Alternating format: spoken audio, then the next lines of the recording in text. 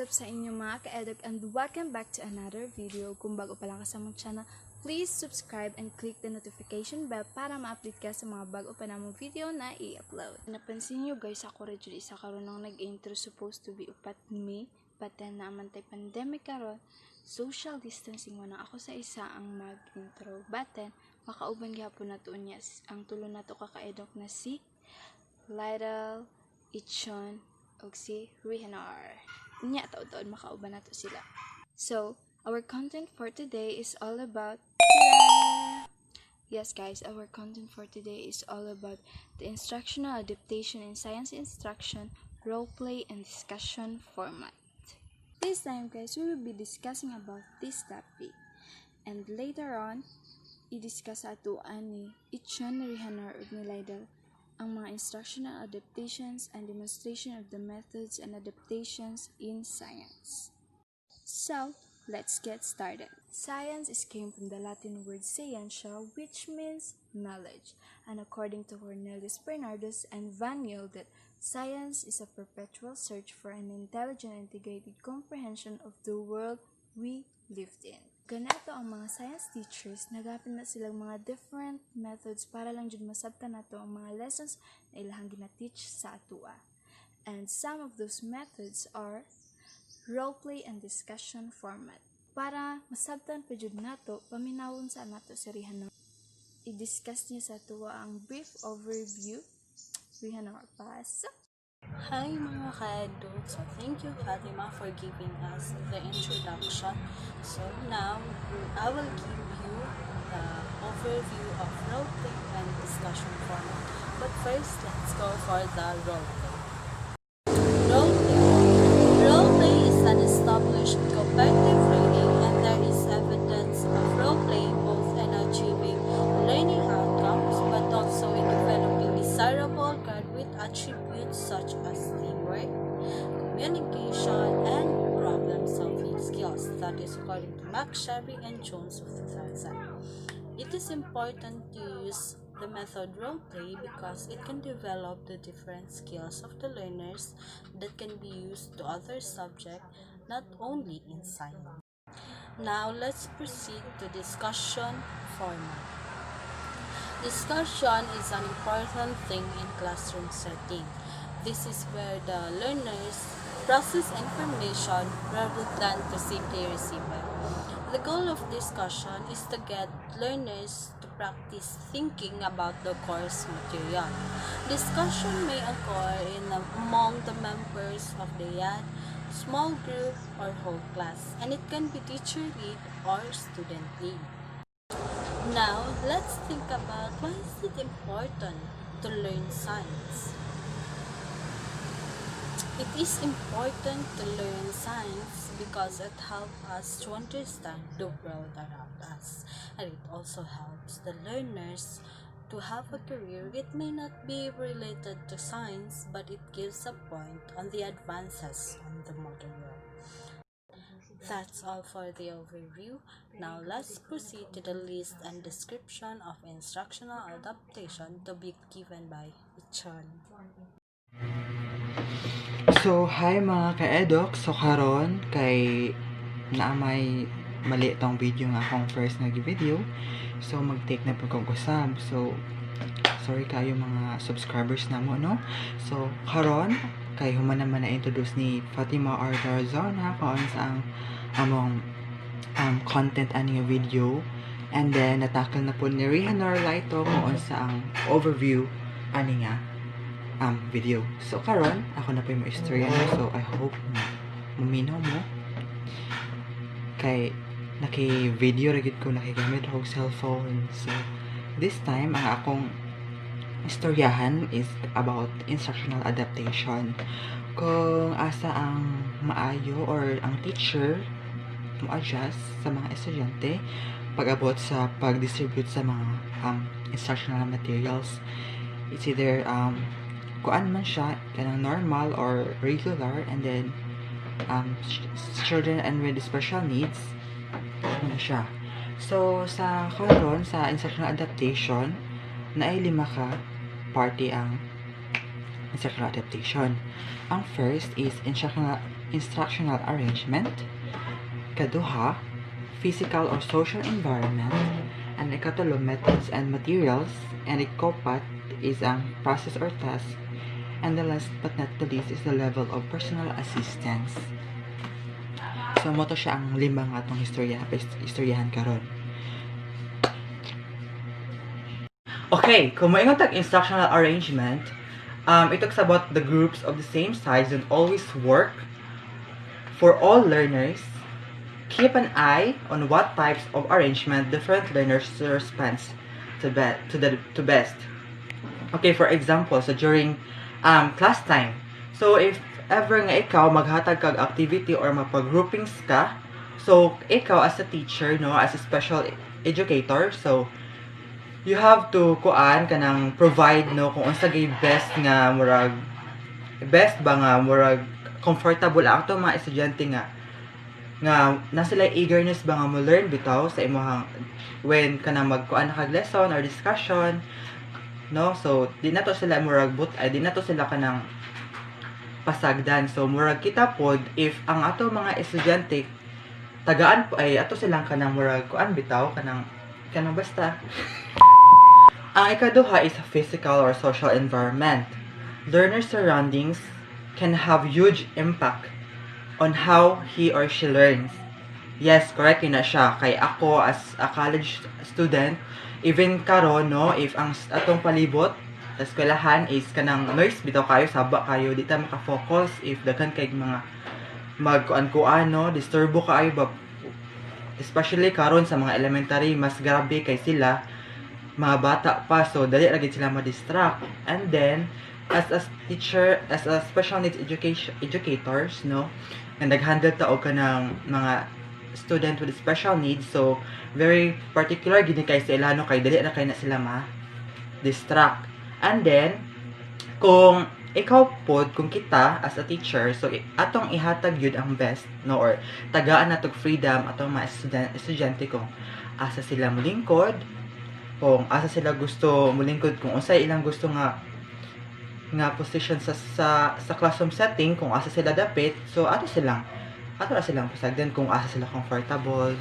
So ana lang kung comfortable sila, so okay lang. And then pag napod kay estudyante nga murag dili ganun na usamok, kanang gusto niya kanang quiet ang place, so tagaan po nato siya og kanang kuan niya dito siya gusto siya dito ang place maghimo sa mga activity para mas comfortable siya, no, magbuhat sa iyang mga activity. And ikatulo is ang methods and materials. It multiple means engagement and representation are two pillars of UDL framework. When you teach a new lesson, offer your learners many different ways to engage and absorb the content.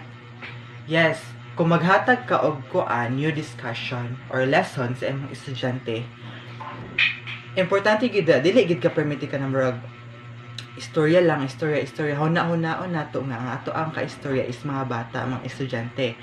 And then apod naghandle pud ka og special student with special needs. So dili lang ikaw as a teacher mag-istorya, so you have to provide visuals like maps, pictures, drawings, objects, or videos.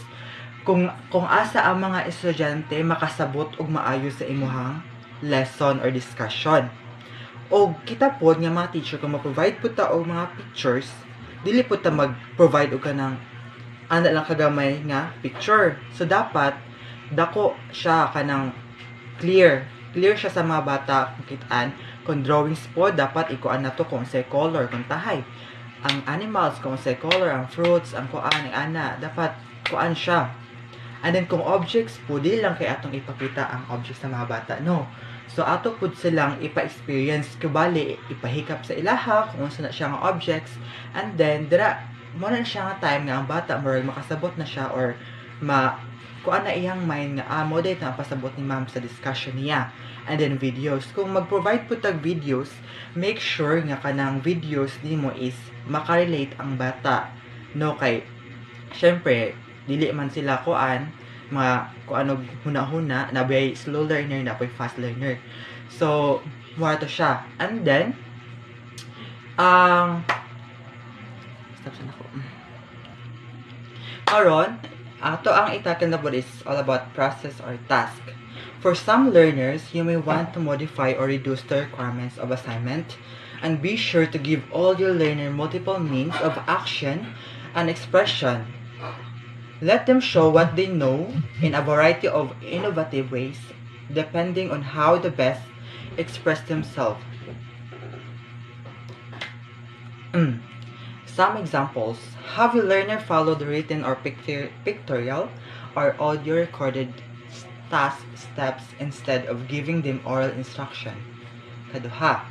Modify essay assignments instead of writing an essay. Your learners could demonstrate understanding of the content by completing a chart, developing a text-to-speech presentation, or creating an outline. So kita as a teacher no, kung maghatag ta og kana, kung gusto ta, kung nakaibalak maghatag og assignments or sabi din mali. And also reduce the number of items learners are expected to complete. For example, your learners can receive the same science worksheet as the rest of the class, but you can ask him to complete only the odd number of items. So good idea po na siya no kay para ang ato ang mga student murag dili bitaw sila malibog or magkalisod sa pag-answer sa mga test nga gihatag sa teacher. And then kung kita po kung maghatag ta og assignment, what if ang ato na lang ihatag sa ila is kuan na lang kanang instead of writing an essay, why we could give kanang ipa-demonstrate nato sa ila kung unsa gyud ilang na-learn para mas makuan nato no kanang ma-obserbaran na to kung naka-learn ba gid sila or wala.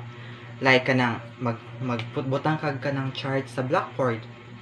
And then magpa-answer ka sa mga estudyante nimo kung maka-answer sila, so it means naka-learn sila sa imong discussion. And then kung ikaw as a teacher, no, give your learner the option of using the same materials as the rest of the class but in different way. Kung maghatag ka og kanang kuan pod mga materials untay naghatag og activity din, ang imong gusto is kani ang buhaton, and then mura pod na ang gihatag ng mga materials.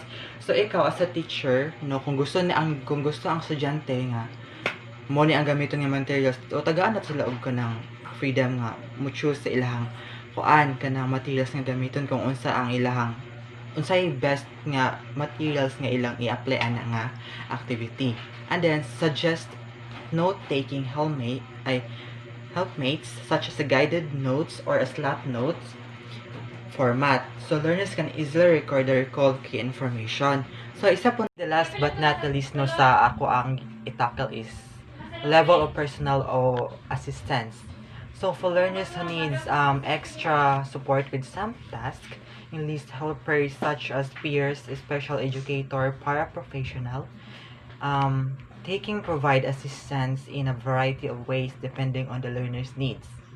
And so to have the help models the steps of a task before the learners perform them on her own, and then encourage helpers to provide additional prompts like verbal, gestural, or partial physical. And then assign helpers to provide complete some tasks or steps for the learners.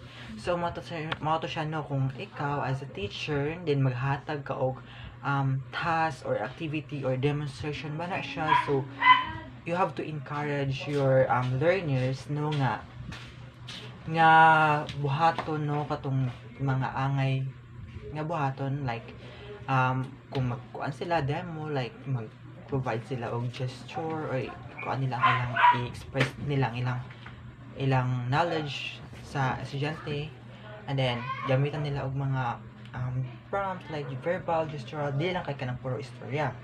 And then also kanang before nimo ipa-demonstrate ang imuhang mga estudyante sa atubangan sa klase, so first imo gid silang i-check if okay na ba ang ilang performance, like okay na ba ang ilang mga materials sa demonstration, sa activity or task, para pag abot sa time nga mag-demonstrate na sila or mag-perform, so hanay na ang ilang kuan ka ng ilang activity or ilang task nga ilang demonstrate sa klase. Kay once nga kana mo mga estudyante, if dili nila need maguna og kanang proper way of kuan kanang pag discuss or ang ways kung saon ana ba, so kita as educate teacher, no, so we have to kuan gyud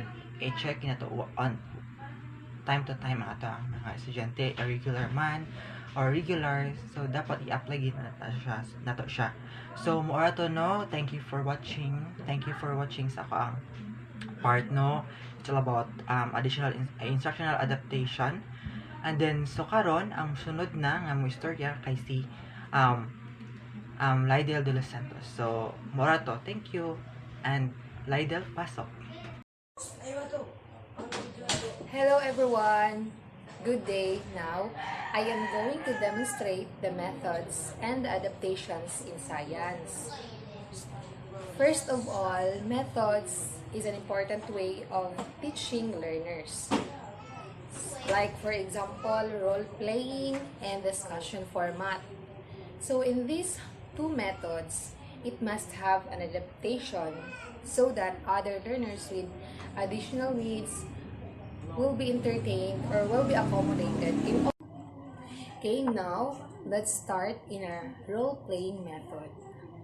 In this activity, this is very enjoyable because this is mostly done by a group.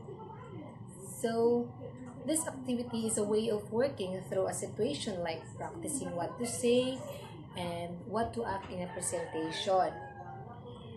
And that the teacher should know first who among his or her students prefer to work along with the groups, because other students prefer to work independently and others prefer to work by pair only. Okay, before the roleplay starts, it goes like this. First, the teacher should instruct his or her students to form groups. Like for example, the teacher will say that, okay class, group yourselves into 4 groups.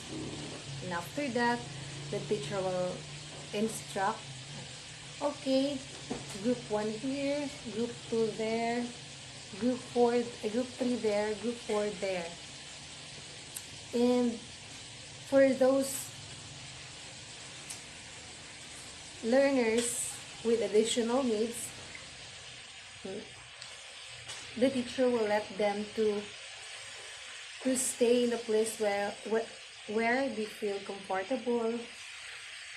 Then second, the teacher will assign a specific task or part to each group. Okay, teacher will say, okay class, okay, group 1, this is your task, group 2, this is your task, group 3, this is your task, and group 4, this is your task. And for those learners who prefer to work independently, the teacher will also give them a task to each of them, or those learners who prefer to be in a pair group. Okay, the teacher will give the task to them. Then after that, the teacher should set a time limit so that each group will be guided. The teacher will say that, okay class, I will give you 5 minutes only to practice. Okay, the time starts now. Okay, the remaining time is 1 minute more. Then after that, after 5 minutes, before the presentation begins, the teacher should present also the role play rubric in order for each group to be guided. And that's how the roleplay method should. Okay, let's proceed to the next method, which is the discussion format. Based on my experience, the best discussion format ever is that it keeps everyone active, either by sharing, by thinking, because discussion format really requires skills, which is different from lecturing only. And in this kind of method, it really matters on the teacher on how they teach or guide their students, because this can be done in different ways, like group answers. Because these group answers, it gives everyone active at the same time. And it can be also done in, like, when the teacher asks one students and asks another students if she or he agree with that answers, until keep going, and at least 4 students will be asked in each question. And that's how discussion format is enjoyable and important in the discussion. Hi mga kadugang baka, again and again and again. Thank you, Lydal, for your discussion. At this time, I will give you the analysis. For the analysis, methods are important for the teacher to deliver their lessons and topics to their learners. We interviewed 2 teachers in the field of science, and both of them use role-play and discussion format. They use roleplay in terms of enhancing the different skills of their learners by portraying a character, communicating to them, and sharing their ideas with their peers. And for the discussion format, which is common to them, they use this in their classroom settings because it helps them to deliver the lessons and topics to their learners and knowing the thoughts of their learners by letting them sharing their ideas. As a future educator, it is important to have a well-organized lesson plan and have an activity and method that is appropriate for the learners. And I guess this will be the end, and we will now proceed for the implications and reflections by Fatima. Thank you to Hanar, Lidal nagtyon sa inyong discussion. During our interview, kay nag-interview ni mga duha ka teachers, pareha sila nag-ingon na nagamit siya sila og discussion format and role play sa ilahang pagtudlo. So, sa role play, dito adang mapakita ang potential sa mga bata kung paano sila makipag-interact sa ilahang mga ka-groupmates, kung paano nila i-share ang ilahang mga ideas and ang ilahang creativity. So, in discussion format, kailangan dyan natin magamit ang discussion format since interaction with your learners is very important also para makuha ang mga ideas and thoughts sa atong mga students, kung sa ang ilahang mga opinions about the topics, kung sa ilahang mga previous knowledge nila. So, as a future educator, sa mga future teachers din kailangan natin buhaton ng tanan, use different kinds of methods para matunan sa atong mga students ang atong mga gina-teach, and para makatabang ka sa mga students na mag-improve ang lahang skills and abilities. And also guys, kailangan natin mag-adjust since adjustment is already partner of being a teacher. O, ano naman ka mag-adjust, diba? That's all for today's video guys. Ug unta namin nakatunan sa mga gipang discuss earlier. Ug unta nakatabang to siya sa inyo Ug kung nagustuhan ninyo ni video, ayaw kalimot og like, comment, share, and subscribe. Subscribe na gud na. See you next time. Amping ta kanunay. Bye!